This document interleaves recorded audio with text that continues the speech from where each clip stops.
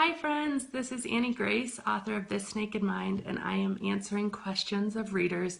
I've had a huge list, and actually this is the last question on the list. So if you have a question for me, just private message me or put it in the comments, and I'll keep answering them as long as people are interested and have questions to ask. So definitely send me something if you want me to answer it. But today's question is from Sarah. So Sarah says, I'm in early stages, 9 weeks alcohol free. Awesome. Congratulations, Sarah. And I'm feeling a tremendous amount of guilt and regret, mainly around bad decisions I've made in the past, even to the extent of questioning relationships, etc. I've been reading a lot about this, and apparently it's, quote, normal to be on an emotional roller coaster when first becoming sober. Sobriety usually means facing up to the past, and the individual can feel guilty about their previous bad behavior, but too much guilt can drive a person to relapse, so it's very vital to keep things in perspective. Do you have any words of wisdom to offer around this issue? Yeah, definitely. I mean, I never ever in my life read a self-help book until after I published my own book, which is kind of funny. But then I started to get so many recommendations from books from people that just, my book resonated with something else they had read. And I started reading tons of books like crazy. I actually tallied it up last night. I've read 39 books so far this year, which is probably why I haven't gotten much else done. But I think that, and I've read a statistic that actually people who really take the time to know themselves and read those books and go into kind of the work of just being comfortable in your own skin are the happiest people. And I have to say, I've gotten tons from these books. And I think, I guess that's a bit of a tangent, but my point is that when you stop drinking, you have time, because alcohol takes time away from you because it's something to do, and when you're doing it, you can't do much else. And then alcohol also takes away your capacity to make really good decisions, and it takes away your memories. So when you're not drinking, you have time, and you start to remember stuff, and you have the time to think about it and reflect on it. And that can be really hard because in essence, what it means is that if you were using alcohol to self-medicate, like most of us do, is that you have to become comfortable in your own skin.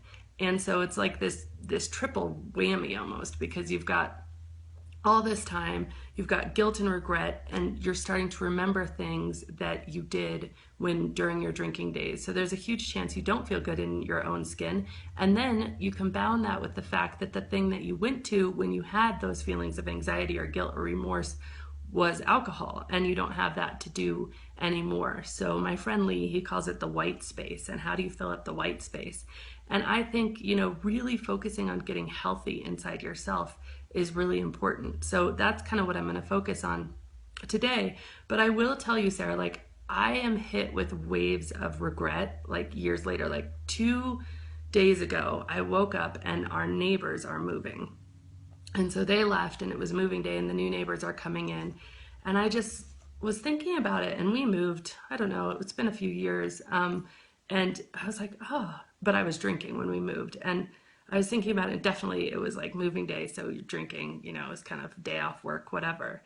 I couldn't remember the color of the moving truck. I couldn't remember the day. And I just was hit with this like realization that that day does not really exist in my memories. And it was completely heartbreaking because it's a very exciting thing to move houses, especially when you're moving to a house you've really wanted. And the fact that I couldn't recall it at all, I asked my husband, I said, what happened? Like, and he was trying to tell me, and I was hoping to get a piece or two of the memories, and they're just not there. I mean, they're just not there. And I started crying, and I was so upset and, really sad about the fact that this day that's like kind of important was just gone. And I didn't have a feeling about the day. I just had nothing. Like it was just blank. And I was really sad, and it was really easy to start beating myself up. And I was just sad and crying, and I just was thinking, okay, well, what can I do with this, And then I was just struck by this really vital realization that, Annie, you don't remember that day so that you can remember graduation day when your kids graduate, so that you can remember their wedding day, so that you can remember their first soccer game.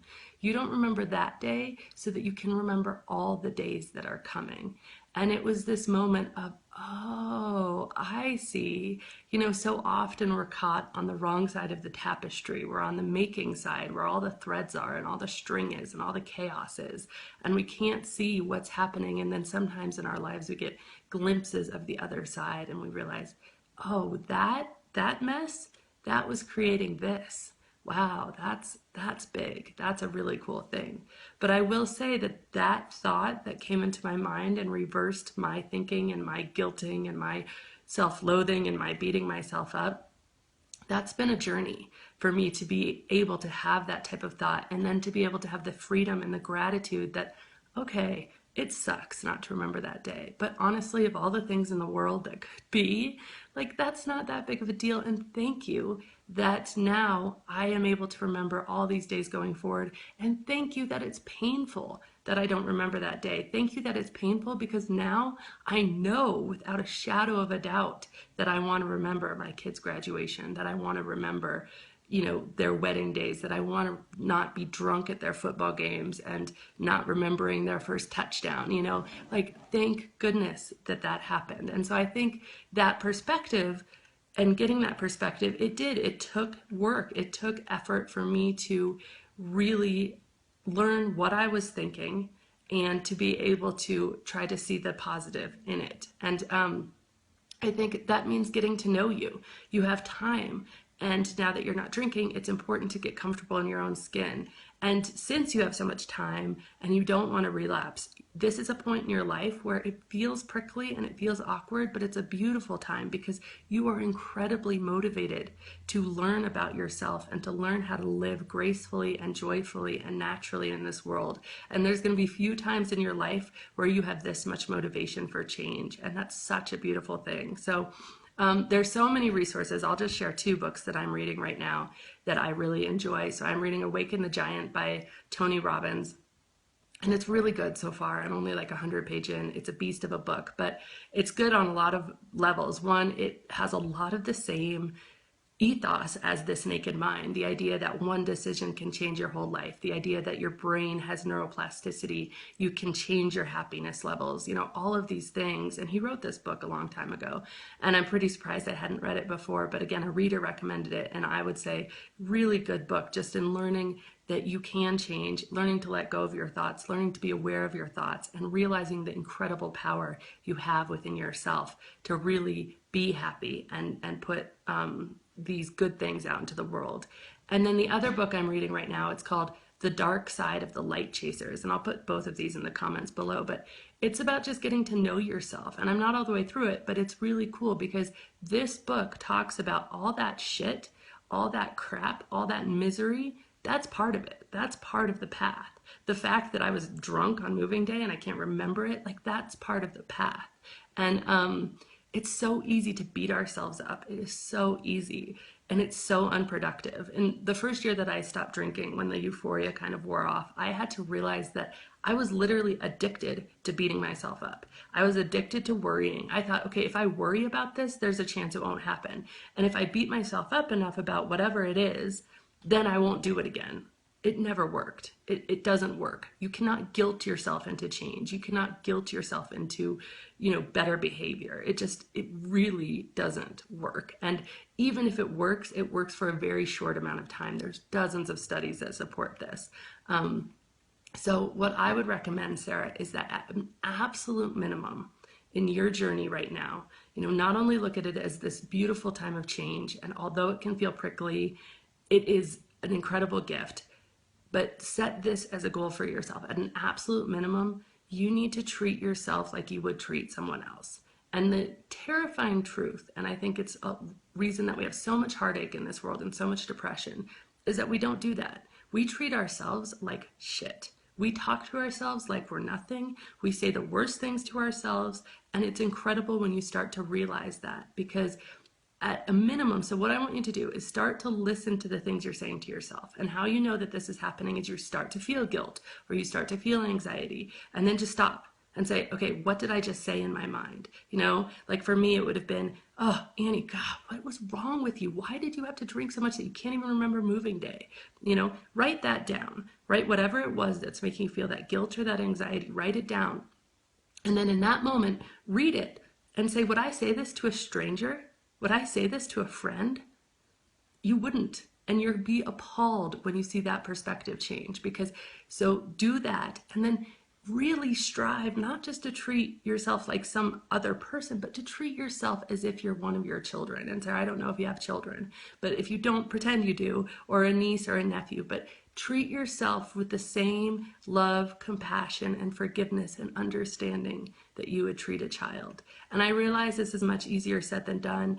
It takes effort. It takes stopping these thought processes, becoming aware that they're happening. But every time that happens, that is a gift. Stopping a negative thought is 85% of the battle. Being aware of a negative thought is 85% of the battle. Understanding and saying, whoa, that was really rude. Annie, that is not nice to talk to yourself that way. That is like, that's almost a home run. I mean, that is where the change is, just in the realization. And so often we say, we realize, and then we pile on the guilt because we realize whatever. But no, that's where the change is, and that's where the good. So treat yourself with the same loving kindness that you would do a child. And if you can find a way to do that, and there's so many resources, but if you can find a way to do that, your entire life will change.